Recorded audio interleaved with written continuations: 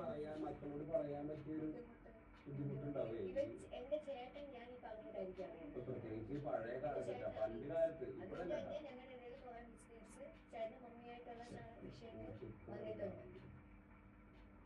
പ്രത്യേകിച്ച് പണ്ട് കാലത്ത് സൗദിയിലൊക്കെ ഗദ്ദാമിട്ട് ജോലി കിട്ടുകയെന്ന് പറഞ്ഞിട്ടുണ്ടല്ലോ, ജോലി ചെയ്യാന്ന് പറഞ്ഞാൽ അത് അതവിടെ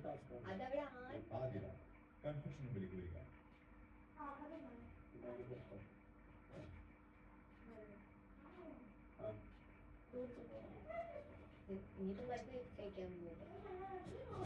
അത് ആ സമയത്ത് അവിടെ ആരും ഇല്ലാന്ന് നോക്കണം ഒരു സഹായത്തിന്.